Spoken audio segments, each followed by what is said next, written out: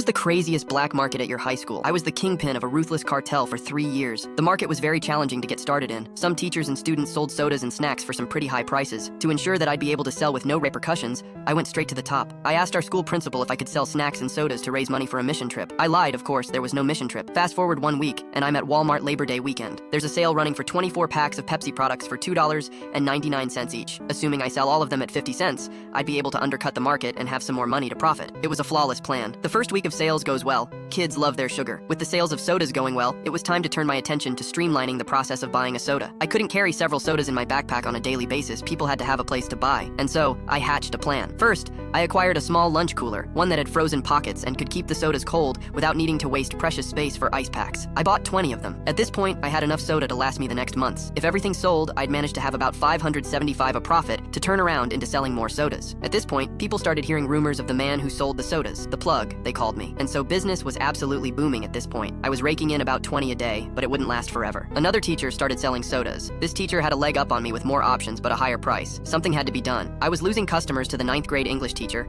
I couldn't let that slide. There was a solution. While this teacher sold sodas, she didn't have snacks. And that is what the kids really wanted. So I made a business trip. I had found a wholesale foods distributor about 3 hours away, so I borrowed almost $200 from my parents, telling them I'd pay them back in full with interest. I bought so many snacks: Twinkies, tasty cakes, Nutty Buddies, cosmic brownies, oatmeal cream pies. This was perfect. The items I bought were dirt cheap for shopping carts worth of them. And kids didn't check expiration dates when they were hungry. I purchased these and sold them each for 50 cents a pop. After a while, my competition bowed out. No one could sustain their business with me undercutting everyone. Enter junior year of high school. I've been working summers and making connections with friends. I've got 2 people who worked with me to build my empire into a flourishing network of sugar. With my plan hatched and new resources acquired, it was time to begin anew. It first started by selling the usual soda and snacks. Business was good, but I wanted to up the stakes as new players had emerged, and they wanted a price of the pie. 2 Girl Scouts started selling cookies, and the competition was fierce. It became a game of who could control the classroom. The school was split, and I was losing corners in real estate. Then I met RK. RK worked at the local movie theater, and at the time, every Tuesday, there was a sale on all candy being sold. Employees could also use their discount and pay only 25 cents for a large bag of Skittles, something that would normally cost $5. Bingo. I found my way to cut out the competition, but I decided to go a step further. I had another sly friend named CW. CW worked at the local gas station beside my house. The routine was simple. I would walk in and buy 25 Tic Tacs for 50 cents. I'd then get a receipt for each transaction as I'd buy them separately. I'd then go home and complete the survey, saying how good CW was. In exchange, his boss would give CW these coupons for a free meal,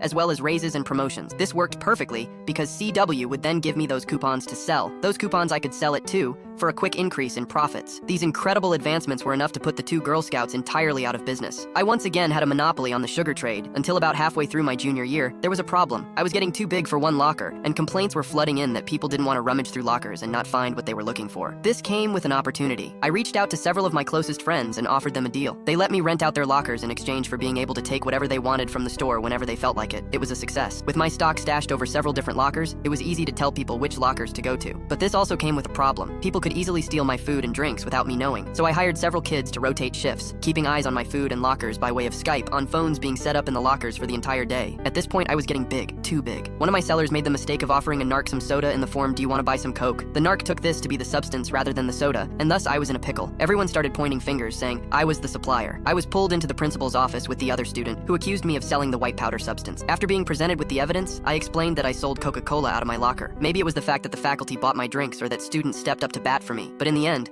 I was never told to stop selling, and thus I continued. In my final year of high school, I was immortalized by my school as the plug, and at the end of it all, the candy cartel was a successful operation for 3 long years. Hundreds of sodas were bought and sold, cash was flowing, and at the end of it all, I was staring at about $3,000 in total profits. After paying my friends and those who worked for me, I was left with about $2,000. From what I've heard, the candy cartel still runs to this day. Students pass down leadership from one person to another, and every now and then, people in my town will come up and ask me if I was the plug. I still have all my transaction books that I kept, and who still owe me money to this day.